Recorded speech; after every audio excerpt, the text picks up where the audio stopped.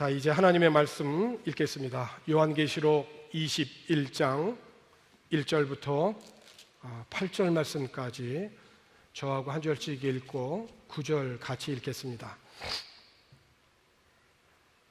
또 내가 하늘과 새 땅을 보니 처음 하늘과 처음 땅이 없어졌고 바다도 다시 있지 않더라.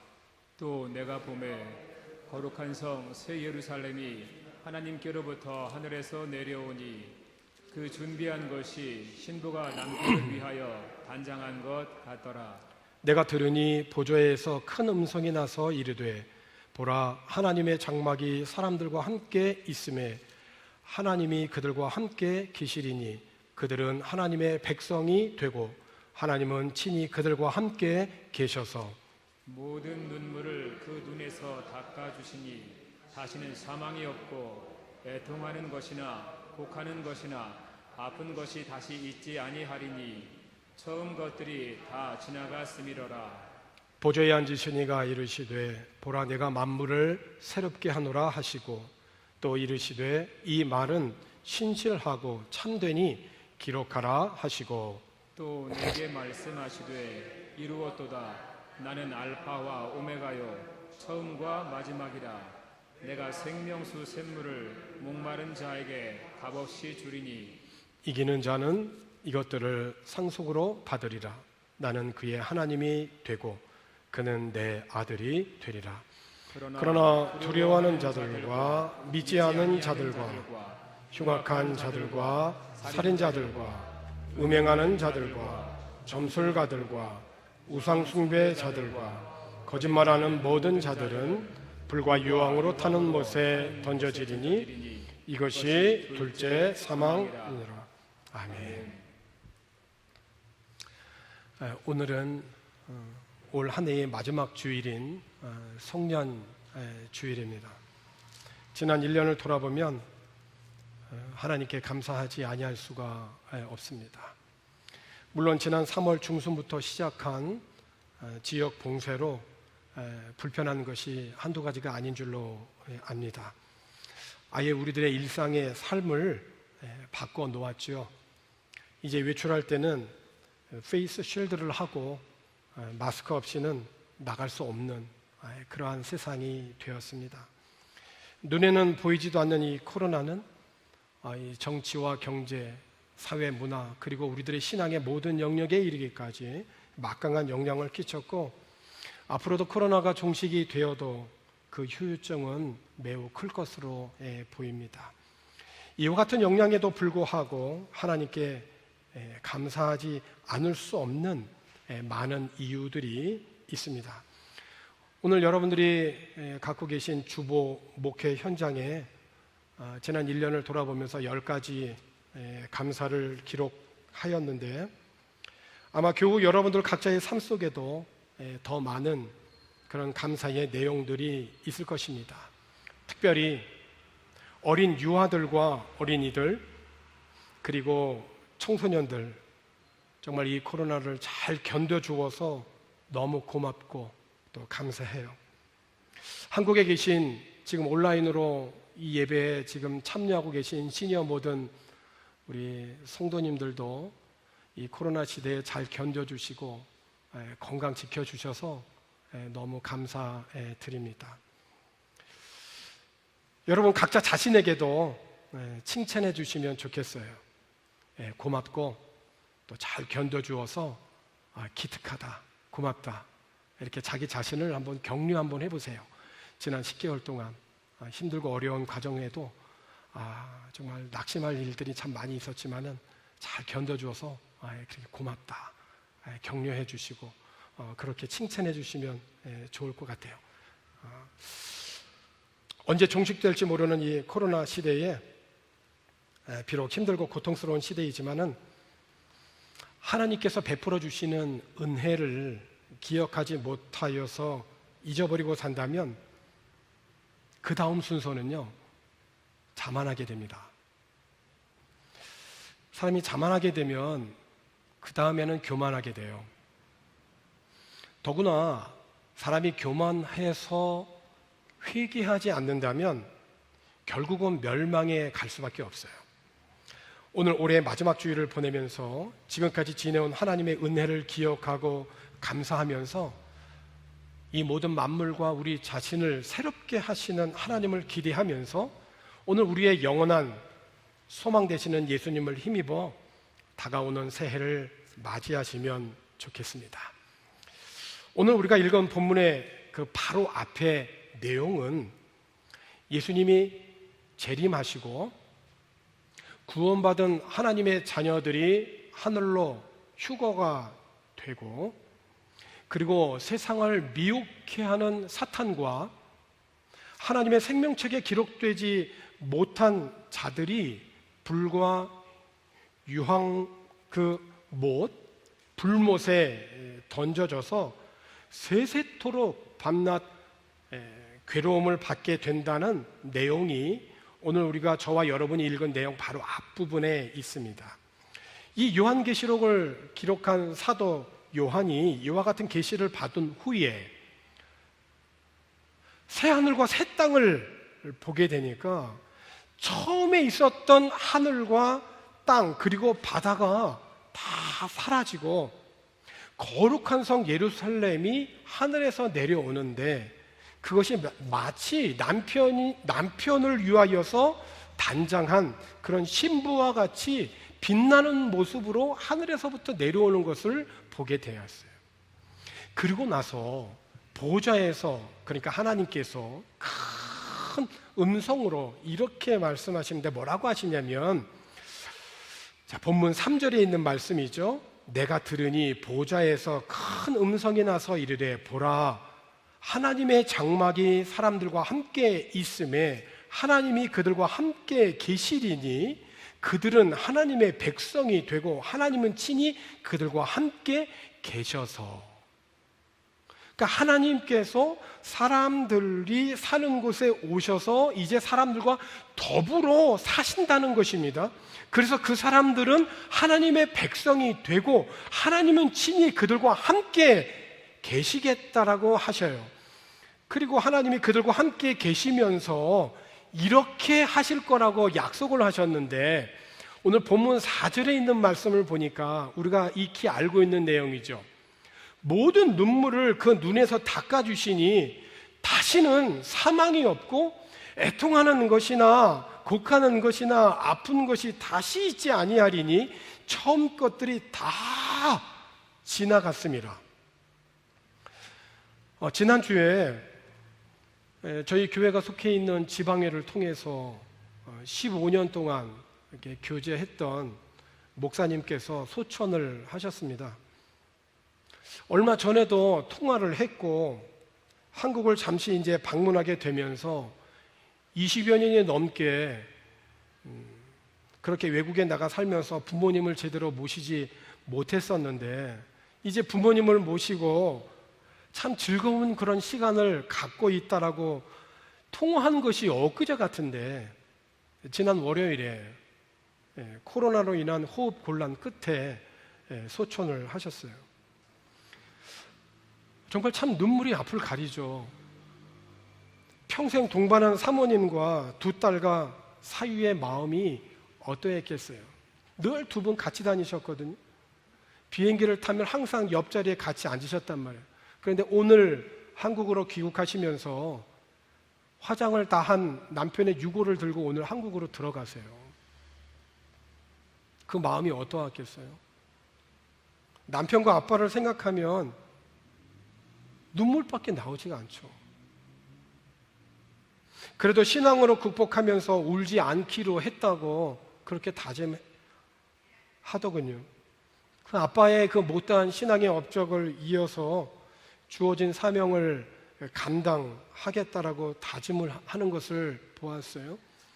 고통스러운 중에도 천국에서 다시 만날 소망을 품고 그 교회의 이름대로 믿음으로 이겨나가겠다라고 그렇게 다짐하는 것을 보았습니다. 그렇습니다, 여러분. 오늘 우리들이 이 땅에 지금 살고 있지만 정말 우리 이 코끝에 호흡이 딱 멈춰서 생명이 딱 다하게 되어서 하나님이 우리를 부르시게 되면 우리들은 다 천국을 가게 될 텐데 그 천국은 오늘 여러분과 함께 읽은 말씀을 보니까 눈물이 없는 곳이라고 그래요. 눈물의 원인이 되는 죽음도, 애통도, 곡하는 것도, 그리고 지긋지긋한 그 병도 천국에서는 더 이상 존재하지 않습니다. 하나님이 새롭게 창조하신 새하늘과 새 땅은 바로 그런 곳이에요. 새롭게 하시는 하나님이세요. 5절에 이렇게 말씀을 하셨어요. 보좌에 앉으신 이가 이르시되 보라 내가 만물을 새롭게 하노라 하시고 또 이르시되 이 말은 신실하고 참되니 기록하라. 하나님의 말씀이세요. 그렇습니다. 우리 하나님은 어떤 분이시냐면 새롭게 하시는 하나님이시다. 여러분, 새로워지기를 원하신다면 하나님 앞으로 나아가시면 돼요. 혹시 여러분 가운데 날마다 새로울 것이 없는 그런 진부한 자신의 생활과 오염된 세상의 더러운 현실에 실망하고 계신 분은 없으신지 모르겠습니다. 새 하늘과 새 땅을 이루시고 마침내 우리를 완전히 새롭게 하실 그 하나님에게 여러분의 마음에 소망을 두실 수 있기를 권합니다. 그렇습니다. 다시 한번 우리들의 삶에서 고백하고 인정하고 신뢰하고 선포하면 좋겠어요. 우리 하나님은 어떤 분이시냐? 만물을 새롭게 하시는 분이시다. 나를 새롭게 하시는 분은 하나님이시다. 그렇다면 이렇게 새롭게 하시는 하나님의 나라, 앞으로 우리가 갈 천국, 누가 들어갈 수 있고 누가 받아 누릴 수 있느냐는 거예요. 7절에 있는 말씀이죠. 이기는 자는 이것들을 상속으로 받으리라. 나는 그의 하나님이 되고, 아멘이죠. 그는 내 아들이 되리라. 누가 천국을 상속받습니까? 이기는 자가 상속을 받는다는 거예요. 누가 이기는 자입니까? 이기는 자는 도대체 누구를 이기는 자라고 얘기하는 겁니까? 그리스도를 믿음을 가지고, 그리스도에 대한 믿음을 가지고 그분에 대한 신뢰를 끝까지 지키고 인내하면서 세상을 이기고 악을 이기고 핍박을 이기고 고난을 이기는 자를, 그래서 승리한 자를 이기는 자다라고 얘기해요. 그리스도인은 이 은혜가 있어야 돼요. 그리스도를 믿는 믿음이 세상을 이기는 것입니다. 이 이기는 믿음으로 오늘 저와 여러분의 삶이 무장되어지기를 권합니다. 6절에 있는 말씀에서 또 내게 말씀하시되 이루었도다. 나는 알파와 오메가요 처음과 마지막이라. 내가 생명수 샘물을 목마른 자에게 어떻게 준다는 겁니까? 값없이 준다는 거예요. 믿는 자에게는 값없이 준다는 거예요. 사망과 죽음의 권세를 이기시고 그리고 부활하신 예수 부활의 생명을 믿고 그 예수님에게 내 마음을 픽스하고 소망하고 그것을 믿는 자에게는 예수님이 약속을 하셨어요. 내가 생명수 생물을 값없이 주시겠다고. 그러니까 돈 없는 자도 오라. 누구나 오라는 것이에요. 예수님이 약속하신 생명수 생물을 믿음으로 받아서 영원한 천국에서 주님과 동행하는 그 은혜에 여러분 한 명도 예외 없이 받아 누릴 수 있기를 권합니다. 반대로 이 천국을 상속받지 못하는 자들이 있다는 거예요. 누구죠? 자, 오늘 8절의 말씀 우리가 함께 읽었죠. 8절입니다. 그러나 두려워하는 자들과 믿지 않은 자들과 흉악한 자들과 살인자들과 음행하는 자들과 점술가들과 우상숭배자들과 거짓말하는 모든 자들은 어떻게 됩니까? 불과 유황으로 타는 못에 던져지르니 이것이 둘째 사망이라. 그렇습니다, 여러분. 예수님을 믿는 믿음으로 세상의 모든 죄와 사탄의 유혹에 이기고 승리하는 자는 하나님의 영원한 나라 천국을 상속받지만, 오늘 본문에 지금 바로 읽은 8절에 나오는 8가지 종류의 사람들은 하나님의 나라가 아니라 불과 유황으로 탄 못에 들어가서 밤낮 괴로움을 당한다는 거예요. 세세토록. 어떤 자들이요? 첫 번째, 두려워하는 자들. 두려워하는 자들이라고 하는 것은 그 말의 의미는 비겁한 자들이라는 거예요. 그러니까 어떤 핍박이 왔을 때 그 핍박으로 말미암아 신앙을 저버린 자들, 그러니까 악에 굴복하는 거죠. 악과 타협하는 거죠. 두 번째, 믿지 아니하는 자들입니다. 그리스도를 믿지 아니하는 불신자들이에요. 그래서 하나님께서 원하시는 것은 이거예요. 모든 사람이 다 구원받기를 원하신다는 거예요. 그래서 하나님이 가장 기뻐하시는 사람은 누구냐면 그 지옥에 갈 수밖에 없는 사람을 구원으로 이끌어가는 그 발을 아름다운 발이라고 성경은 말씀하고 있거든요. 그러니까 하나님께서는 모든 사람들이 다 구원받기를 원하세요. 한 사람도 이 불과 유황, 모세, 불모세 영원토록 세세토록 괴로움받기를 원치 않으세요. 믿지 않으면 결국 유황과 타는 못에 영원히 괴로움을 당하기 때문에 그래요. 세 번째, 흉악한 자들입니다. 여기 흉악하다라고 하는 것은 가증하다라고 하는 뜻이에요. 성경에서 가증하다라고 얘기할 때는 어떤 사람들을 가증하다라고 얘기를 하냐면 우상숭배하는 자들, 우상숭배를 조장하는 자들을 얘기할 때 그때 가증하다라고 그래요. 그러니까 우상숭배를 추종하는 자들, 이 흉악한 자들. 네 번째는 살인자들과 행언자들입니다. 여러분, 살인은 하나님이 인간에게 금하신 윤리 덕목 중에서 가장 큰 덕목을 위반하는 자들이에요. 그래서 살인은 하나님께서만이 주관하실 수 있는 인간의 이 생명을 강탈하는 것이거든요. 또한 음행은 하나님께서 주관하시는 몸으로 그 몸에 죄를 짓는 행위입니다. 하나님이 창조한 아름다운 성을 상품화해서 매매하는 사람들이 있죠. 이건 꾼이거든요. 이 매매꾼들, 존귀한 하나님의 형상을 입은 하나님의 사람들을 성매매하는 꾼들은 반드시 하나님의 심판을 받습니다. 하나님이 우리들에게 주신 아름다운 이 존귀한 성을 왜곡하고 변질해서 하나님의 순리를 영리로 바꾸어서 그래서 인간의 욕심과 탐심으로 돈을 주고 사람을 사서 성을 매매하고 이런 성을 상품화하고 하는 이 꾼들은 회개하지 않으면 하나님의 반드시 진노를 받습니다. 다섯 번째는 점술가들과 우상숭배자들입니다. 점술가는 점술을 행해서 사람들을 미혹하는 자들이고 우상숭배자들은 글자 그대로 우상을 숭배하는 자들이에요. 특별히 하나님께서 가장 미워하시는 자가 누구냐면 우상숭배자들입니다. 그래서 10가지의 계명만을 지켜도 세상이 이렇게 변하지는 않거든요. 이렇게 타락하고 부패하지는 않아요. 단 10가지의 계명만 지켜도. 그 10가지 계명의 첫 번째가 뭐예요? 나 외에 다른 신을 섬기지 말라는 거예요. 그것을 인정하고 신뢰하고 하는 게 뭐예요? 주일을 하나님의 날로 알고 하나님 앞에 예배하는 거거든요. 어떤 자리에 있든지. 그러므로 이 주일을 거룩하게 지키지 않고 다른 자리에 있다라고 하는 것은 벌써 심상치 않다는 거예요. 그 주일을 하나님의 날로 지키지 않게 되면서 점점 미혹을 당하게 되고 유혹의 자리에 가게 되고 하나님이 미워하시는 가증스러운 자리에 나가게 되는 거예요. 그래서 원천 차단을 하는 거예요. 그래서 이 주일을 지킴으로 이 주일이 나를 지킬 수 있는 거거든요. 여섯 번째, 거짓말하는 모든 자들이죠.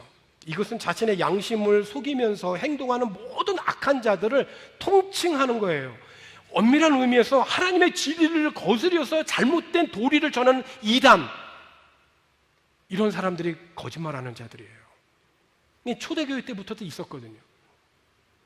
이러한 자들은 오늘 8절에 있는 끝에 있는 말씀을 보니까 불과 유황으로 타는 못에 던져진다 이렇게 말씀하고 있어요.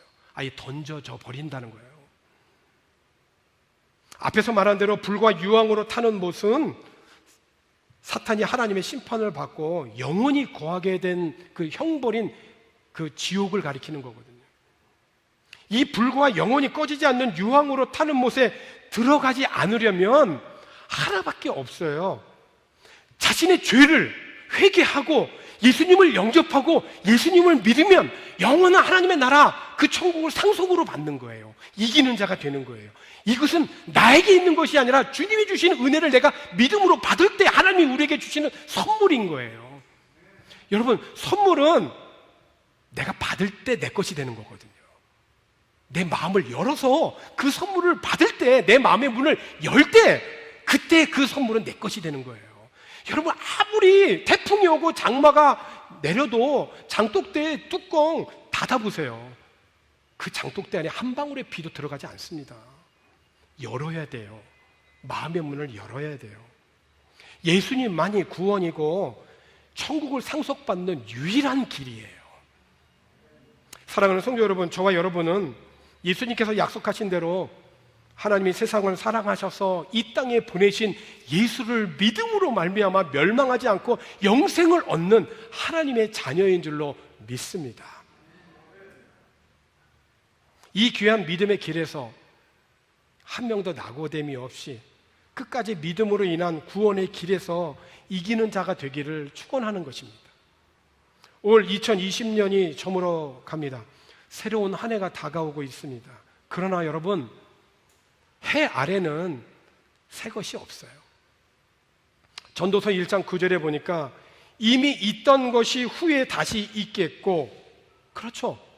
1999년 1월 1일이 2000년도 들어와서 1월 1일, 그리고서 20년이 지나서 2020년 1월 1일이 어저께였는데 이제 우리는 또 2021년 1월 1일을 눈앞에 두고 있잖아요. 이제 이미 있던 것이 후에 다시 있는 거예요. 이미 한 일을 후에 다시 할지라 해 아래는 새 것이 없나니. 이미 있던 것이 다시 있을 것이고 이미 벌어진 일이 다시 벌어진다는 것이에요. 그래서 이 세상에는 새로울 것이 없어요. 해마다 다시 보아도 전에 있었던 것 뿐이거든요.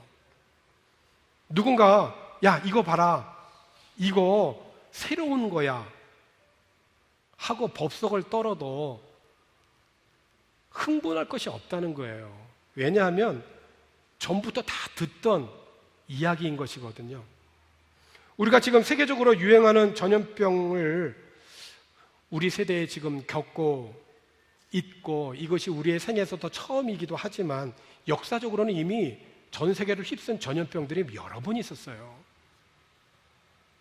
해 아래는 새 것이 없는 것입니다.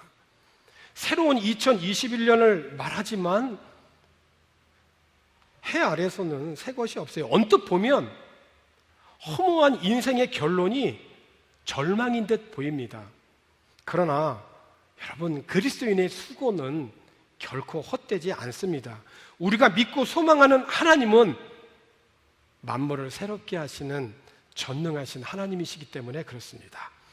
고린도후서 5장 17절 말씀에서 그런즉 누구든지 그리스도 안에 있으면 새로운 피조물이라, 이전 것은 지나갔으니 보라 새 것이 되었도다.